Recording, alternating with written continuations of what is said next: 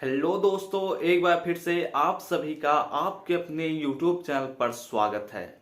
आज के इस लेक्चर में हम बात करने वाले हैं BSc first year first semester chemistry के पहले पेपर फंडामेंटल ऑफ केमिस्ट्री के दूसरे chapter simple bonding theories of molecules के एक और लेक्चर को लेकर आ चुके हैं। इस लेक्चर में हमें पढ़ना है कि VSEPR थ्योरी क्या होता है। VSEPR थ्योरी में हमने एक लेक्चर ऑलरेडी बना लिया है। आप आई बटन पर जाकर देख सकते हैं, यहाँ डिस्क्रिप्शन में लिंक मिल जाएगा, वहां पर आप लोग जाकर देख सकते हैं। उस लेक्चर में हमने इसके इंट्रोडक्शन के बारे में बात किया था। तो इस लेक्चर में हम पढ़ने वाले हैं कि VSEPR थ्योरी का रूल क्या है, कौन कौन से ऐसे रूल हैं जिनके आधार पर ही हम किसी भी मॉलिक्यूल का ज्योमेट्री पता करते हैं। तो इन सभी चीजों के बारे में इस लेक्चर में हम पढ़ने वाले हैं। तो बिना देर किए आइए चलते हैं अपने नोटबुक पर। मेरा नाम है ऋषभ सिंह। आइए चलिए कुछ पढ़ लेते हैं। तो अगर आप सब इस चैनल पर पहली बार आए हैं तो नीचे दिए हुए रेड बटन पर क्लिक करके सब्सक्राइब कीजिए और बेल आइकन को ऑल पर क्लिक कीजिए, जिससे हमारे अगले वीडियोज के नोटिफिकेशन आपके पास सबसे पहले पहुंचे। तो चैनल को तो सब्सक्राइब कर ही लिए होंगे, तो अब शांतिपूर्वक कॉपी और पेन लेकर बैठ जाइए। अभी आपको नोट्स नहीं बनाना तो आप हमारे टेलीग्राम ग्रुप से जुड़ जाइए। वहां पर हम आपको हिंदी और इंग्लिश दोनों ही तरह के नोट्स को प्रोवाइड करते हैं। लिंक डिस्क्रिप्शन में आप सबको मिल जाएगा। ठीक है, तो अब जरा देखो ध्यान से कि valence shell electron pair repulsion theory क्या कहता है, यानी कि VSEPR थ्योरी क्या कहता है। यह लेक्चर हमारा इस टॉपिक का दूसरा लेक्चर है। तो हमने अपने पहले लेक्चर में जो बात किया था उसके बारे में हम थोड़ा सा बता देते हैं। देखो, हमने अपने पिछले लेक्चर में बात किया था कि किसी भी जो हमारा valence shell electron pair repulsion theory है, इसका जो प्रतिपादन किया था उन्होंने किसने किया था कि गिल्सपी और नाइलहोम ने किया था। ठीक है, इसके बाद हमने बताया था कि इस थ्योरी का क्या स्टेटमेंट कहता है। इस थ्योरी के अगर हम देखा जाए तो किसी भी मॉलिक्यूल का जो स्ट्रक्चर होता है उसी को बताने के लिए ही इस थ्योरी का प्रतिपादन किया गया था कि कोई भी मॉलिक्यूल का स्ट्रक्चर हम कैसे बता सकते हैं, इसीलिए यह थ्योरी बनाया गया था। तो इस थ्योरी में यह स्टेटमेंट बताया गया, उसके बाद उसमें कुछ फैक्टर्स बताया गया कि ये कारण हैं जिनकी वजह से ऐसे ऐसे स्ट्रक्चर्स बनते हैं। तो वो हमने कारण बता दिया। फिर इससे कुछ रिलेटेड एक्स्ट्रा नॉलेज भी बताया, जैसे बॉन्ड पेयर इलेक्ट्रॉन क्या होता है, लोन पेयर इलेक्ट्रॉन क्या होता है, इन सभी चीज़ों के बारे में हमने बता दिया था। ठीक है, तो अब इस लेक्चर में हम पढ़ने वाले हैं इनके रूल्स के बारे में कि इनका जो इंपॉर्टेंट पॉइंट है कि कैसे किसी भी मॉलिक्यूल का ज्योमेट्री बताते हैं, उसी के बारे में इस लेक्चर में हम पढ़ने वाले हैं। तो हम देरी नहीं करते हैं, सीधे अपने पॉइंट्स पर ही आते हैं। तो देखो, हमने जो बताया था वो आप लोग लिख लिए होंगे, तो अब चलो आगे लिखते हैं। ठीक है, यहाँ पर लिखेंगे हम सबसे पहले कि VSEPR थ्योरी। ठीक है, VSEPR थ्योरी के अनुसार, या लिख लीजिए अकॉर्डिंग टू लिखना चाहिए था, चलो कोई बात नहीं, के अनुसार। ठीक है, अकॉर्डिंग टू VSEPR थ्योरी। यहां पर लिखिए जो इसके अकॉर्डिंग हम एक स्टेटमेंट और देते हैं। एक स्टेटमेंट तो हमने दिया था, लेकिन एक स्टेटमेंट और हम देते हैं, जिससे यह जो जब हम अपने एग्जाम में लिखें, एग्जाम के क्वेश्चन पेपर के अकॉर्डिंग लिखें, तो वहां पर हम जब एक और स्टेटमेंट दे देंगे तो एग्जामिनर और खुश हो जाएगा, नंबर एक्स्ट्रा मिलता है। ठीक है, तो यहां पर लिखिए, सबसे पहले लिखिए कि इलेक्ट्रोस्टैटिक, ठीक है, इलेक्ट्रोस्टैटिक रिपल्सन मतलब क्या, प्रतिकर्षण। इलेक्ट्रोस्टैटिक रिपल्सन को कम करने के लिए, ठीक है, को कम करने के लिए, अब किस चीज का रिपल्सन, ये आप लोग अगर पिछला लेक्चर देखे हैं तो समझ गए होंगे। वही रिपल्सन जो एटम्स के बीच में जो रिपल्सन लग रहा है, उनके ही रिपल्सन को कम करने के लिए जो केंद्रीय एटम है, यानी कि जो हमारा सेंट्रल एटम है, सेंट्रल एटम में उपस्थित मतलब क्या, प्रेजेंट। ठीक है, उपस्थित bond pair electron and electrons and कौन सा, लोन पेयर इलेक्ट्रॉन्स। अब चूंकि हमने बॉन्ड पेयर और लोन पेयर इलेक्ट्रॉन्स का जब हमने डिफिनीशन बताया है, तो यहाँ से एक बात तो स्पष्ट हो गई कि हम इसी के आजू बाजू मतलब इसके ही इर्द गिर्द हम घूमेंगे। सारा पूरा थ्योरी इसी के ही बेस पर डिपेंड करता है सब कुछ, ठीक है। तो लोन पेयर इलेक्ट्रॉन्स इस प्रकार अरेंज्ड होते हैं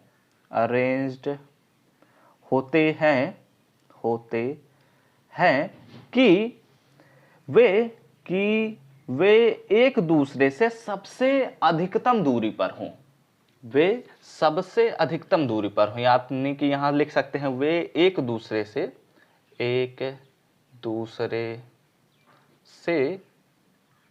अधिकतम दूरी पर हों, ठीक है। अब इसका मतलब अभी हम समझा देते हैं कि क्या कहता है, पूरा स्टेटमेंट हम समझाएंगे, ठीक है। अधिकतम दूरी पर हो। देखो अब चूंकि अगर एक हम मॉलिक्यूल जो हमारा जाना पहचाना मॉलिक्यूल है उसके आधार पर हम समझाएं तो थोड़ा फोकस कर दूं मैं पहले, ये फोकस क्यों नहीं कर रहा, कर लिया, ठीक है। देखो यहां पर अगर एक एग्जांपल के तौर पर हम समझा रहे हैं, जैसे कि हम जानते हैं CH4, ठीक है, आ रहा है ना, हाँ आ रहा है। तो यहां पर जो C होता है वह सेंट्रल में होता है और H ऐसे होते हैं, चारों कोनों पर H होते हैं। तो ये इसका सबसे स्टेबल स्ट्रक्चर है। जबकि अगर हम ऐसे इसके स्ट्रक्चर को तो ऐसे भी बना सकते थे ना, अगर एग्जांपल के तौर पर देखा जाए तो इसके स्ट्रक्चर को तो ऐसे भी बना सकते थे ना, क्यों नहीं बनाया ऐसा क्यों नहीं बनाया? क्योंकि यह जो स्ट्रक्चर है यह स्टेबल स्ट्रक्चर नहीं है, क्योंकि यहाँ पर जो बॉन्ड्स हैं वो एक दूसरे के बहुत ही पास पास में हैं, जिससे यहाँ पर रिपल्सन होगा और इनके टूटने के खतरे बढ़ जाएंगे। और ये अपने आप को स्टेबल बनाने के लिए वो सबसे जितना अधिक दूरी हो सकता है उतना दूरी पर रहना चाहेंगे, ठीक है। तो इस प्रकार से ये ऐसा स्ट्रक्चर बना लेता है।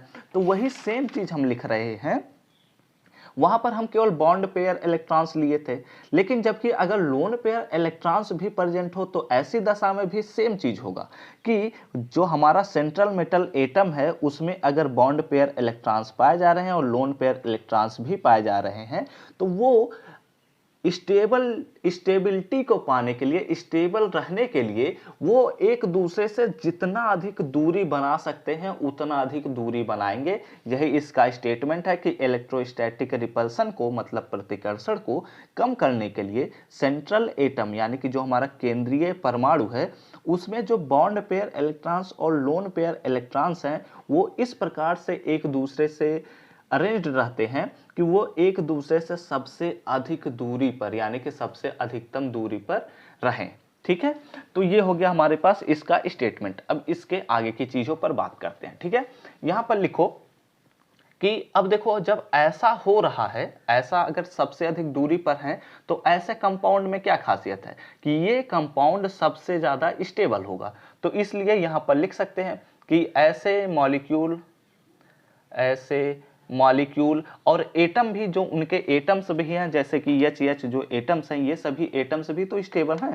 तो इस प्रकार से यहां लिख सकते हैं ऐसे molecule and atoms are maximum stable, ठीक है, सबसे अधिक स्टेबल रहेंगे, ठीक है। ये लिख लीजिए। और इसके बाद अगर लिखना चाहें तो यहाँ पर ऐसे लिख लीजिए, चलो इसके आगे लिखना चाहें तो यहाँ लिख दीजिए कि क्या लिख सकते हैं, यहाँ लिख लीजिए कोवैलेंट मॉलिक्यूल, ठीक है। कोवैलेंट मॉलिक्यूल के बॉन्ड एंगल। अब हम जा रहे हैं अपने किस पर बात करने, इनके रूल्स पर बात करने के लिए, ठीक है।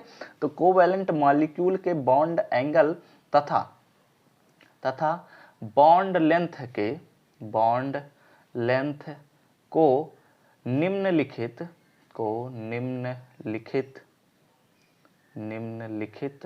किस पर, निम्नलिखित रूल्स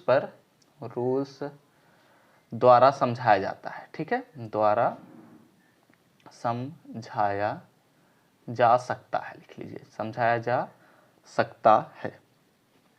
इसका मतलब क्या है कि देखो कोवैलेंट मॉलिक्यूल मतलब क्या, अब ये तो बताने की जरूरत ही नहीं है कि कोवैलेंट मॉलिक्यूल के जो बॉन्ड एंगल है, यानी कि कुल मिला जुला कर ये कह रहा है कि जो हमारा स्ट्रक्चर है किसी भी मॉलिक्यूल का, जो ज्योमेट्री है, उसको हम इन नीचे लिखे हुए रूल्स के आधार पर समझ सकते हैं। तो जो हमारा पहला रूल है उस पर हम बात कर रहे हैं, ठीक है। तो रूल फर्स्ट, ठीक है, रूल फर्स्ट में ये कहता है, क्या कहता है कि ऐसा जो लोन पेयर इलेक्ट्रॉन्स हैं और जो बॉन्ड पेयर इलेक्ट्रॉन्स हैं, यानी कि हम कह सकते हैं इलेक्ट्रॉन पेयर्स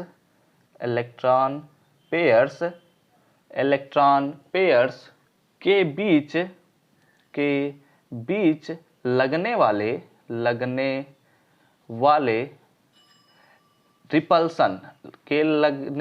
रिपल्सन के बीच लगने वाले रिपल्सन का रिपल्सन फोर्स लिखो, मतलब कि यहाँ प्रतिकर्षण बल हो जाएगा ना, तो हाँ ठीक है, रिपल्सन बल यानी कि रिपल्सन फोर्स का क्रम इस प्रकार है, ठीक है, इस प्रकार है। अब कैसे है इसके बारे में समझ लेते हैं। देखो इसका क्रम ये है कि जो हमारा एलपी होता है, यानी कि लोन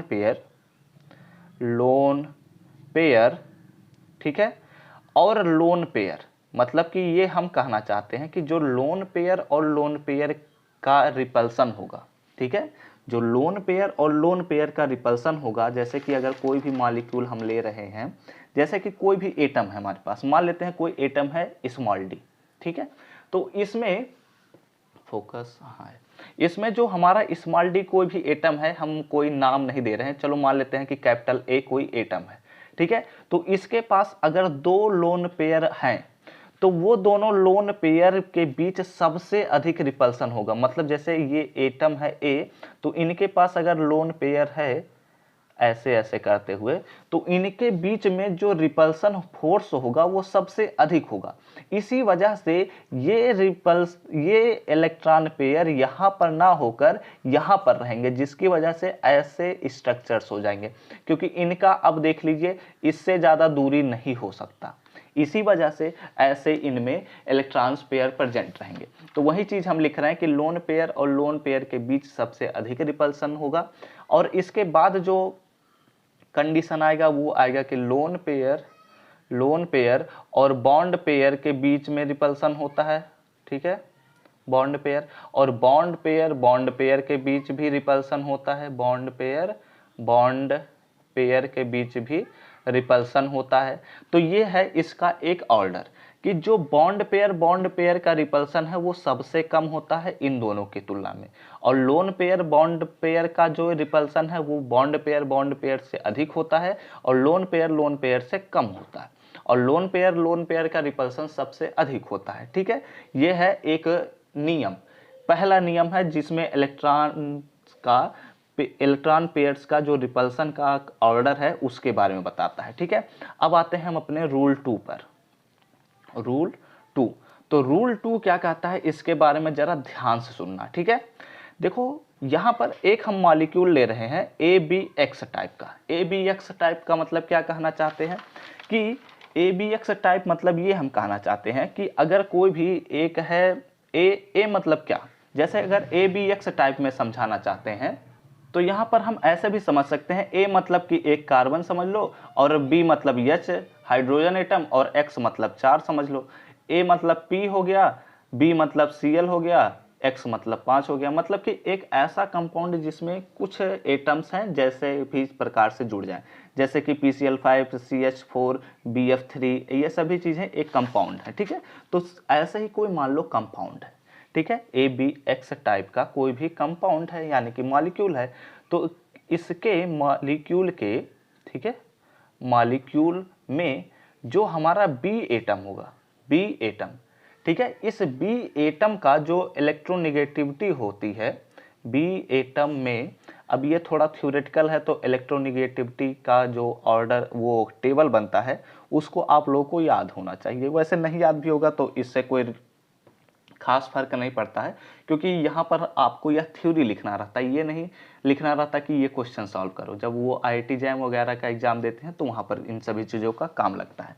ठीक है, तो बी एटम में इलेक्ट्रोनिगेटिविटी बढ़ने से, जो इलेक्ट्रोनिगेटिविटी बढ़ती है, बढ़ने से बॉन्ड पेयर का रिपल्सन जो होता है, बॉन्ड पेयर रिपल्सन, वह क्या होता है, उसमें थोड़ा सा फर्क आता है। और वह कैसा फर्क आता है कि वह कम हो जाता है। ठीक है, जैसे जैसे उसकी इलेक्ट्रोनिगेटिविटी बढ़ेगी वैसे वैसे रिपल्सन कम होता जाएगा। ये हमारा दूसरा रूल कहता है। अगर इसमें थोड़ा सा कुछ वो चीज़ें लिख लेते हैं, थोड़ा सा अपने जो हम लिख रहे हैं उसको थोड़ा सा संतुष्ट करने के लिए ये चीज़ कर देते हैं कि Pi3 अगर आ रहा है और ऐसे ही PBr3 आ रहा है, ठीक है, और PCl3 आ रहा है, तो यहाँ पर जो बॉन्ड एंगल होगा, बॉन्ड एंगल, अब देखो जो हमने लिखा है यहाँ पर, उसी चीज़ को समझाने के लिए जब एग्जाम में लिखेंगे तो ये जो सभी चीज़ें एविडेंस हम देने जा रहे हैं, ये हमारे रूल को ज़्यादा स्पेसिफिक क्लियर बना रहे हैं, जिससे कोई भी अगर पढ़ेगा तो वह समझ जाएगा कि अच्छा ये इसी वजह से हो रहा है। ठीक है, तो यहाँ पर जो इसका क्रम होगा, यानी कि Pi3 का जो क्रम होता है वो होता है, इसका बॉन्ड एंगल होता है 102 डिग्री और इसका बॉन्ड एंगल होता है 101.5 डिग्री और इसका होता है 100 डिग्री। क्यों?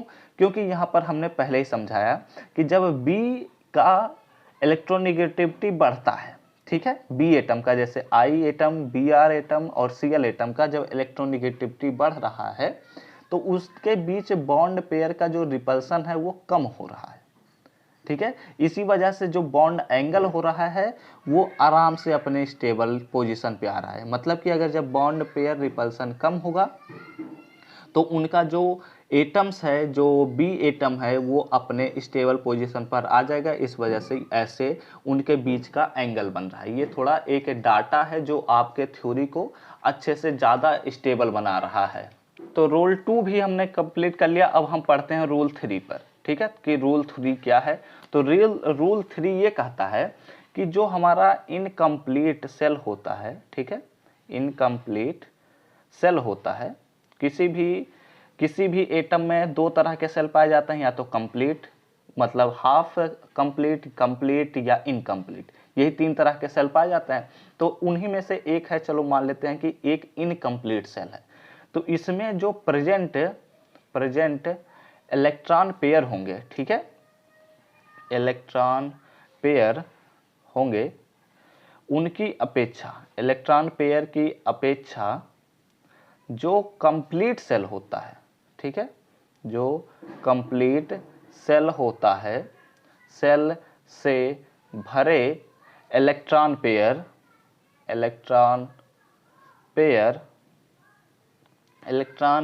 या गलती होगी क्या, कंप्लीट सेल में भरे, यहाँ एक चीज गलती हो गई कि अपेक्षा इलेक्ट्रॉन सेल में, यहाँ लिख लो इलेक्ट्रॉन सेल में, यहाँ भरे काट दो, इलेक्ट्रॉन सेल में कंप्लीट सेल में इलेक्ट्रॉन पेयर का जो रिपल्सन होता है वो अधिक होता है। ठीक है, अब इसको समझाने की जरूरत तो नहीं है, समझ ही गए होंगे कि क्या हम लिख रहे हैं। ठीक है, तो इसको स्किप करते हुए हम आगे बढ़ते हैं। इलेक्ट्रॉन रिपल्सन अधिक होता है। ठीक है, समझ में आ गई। अब हम बात करते हैं अपने चौथे रूल को और इस लेक्चर को ख़त्म कर देते हैं। ठीक है, चौथा रूल ये कहता है कि जो हमारा सिंगल बॉन्ड होता है, ज़रा ध्यान से सुनना, बस आखिरी है, थोड़ा एक्सटर्नल आवाज़ हो रही है तो माफ़ करना, वो बच्चे खेल रहे हैं बाहर ना। तो सिंगल बॉन्ड की अपेक्षा जो हमारा सिंगल बॉन्ड होता है, जो कंपाउंड है उसमें जो जितने भी सिंगल बॉन्ड होते हैं, उनकी अपेक्षा जो मल्टीपल बॉन्ड होते हैं, मल्टीपल बॉन्ड ऑर्बिटल को, जो ऑर्बिटल्स होता है, ठीक है, ऑर्बिटल को अधिक रिपल्स करते हैं, अधिक रिपल करते हैं। ठीक है, अधिक रिपल्स लिख लो, रिपल्स करते हैं। ठीक है, समझ में आ गई बात। तो ये हो गया कि जब ये कह रहा है, लास्ट वाला पॉइंट भी समझा देता हूं कि जो सिंगल बॉन्ड होता है वो ऑर्बिटल को कम रिपल करता है, जबकि जितने ज़्यादा बॉन्ड्स बनते जाएंगे, जैसे डबल बॉन्ड बन जाए, ट्रिपल बॉन्ड बन जाए, तो ये सभी जितने बॉन्ड बन रहे हैं वो सभी बॉन्ड जो होते हैं वो किसी भी एटम के जो ऑर्बिटल्स होते हैं उनको ज़्यादा रिपल करते हैं, उनको ज़्यादा प्रतिकर्षित करते हैं। ठीक है, तो ये हो गया हमारे पास कंप्लीट VSEPR थ्योरी। तो इस लेक्चर में हमने इसके थ्योरी को कंप्लीट कर लिया। एक लेक्चर में हमने इसके इंट्रोडक्शन को बताया, दूसरे लेक्चर में हमने रूल को बता दिया। तो ये लेक्चर हमारा कंप्लीट हो गया। अब अगले लेक्चर में हमें कुछ कंपाउंड्स के पहले स्ट्रक्चर के बारे में बात करना है, फिर उसके बाद जहाँ तक मुझे याद है मॉलिक्यूलर ऑर्बिटल थ्योरी ही अब है, तो उसके बारे में भी हम आगे के लेक्चर्स में बात करते हैं। ठीक है, अगर यह वीडियो अच्छा लगा हो तो लाइक कर दीजिए और कमेंट करके बताइए आप सबको यह वीडियो समझ में आया है या नहीं। और ऐसे ढेर सारे वीडियोज के लिए इस प्लेलिस्ट के अगले वीडियोज के नोटिफिकेशन पाने हो तो इस चैनल को सब्सक्राइब कीजिए। हम सब मिलते हैं अपने नेक्स्ट वीडियो में, तब तक घर पर रहिए, सुरक्षित रहिए, पढ़ते रहिए, खेलते रहिए और आगे बढ़ते रहिए।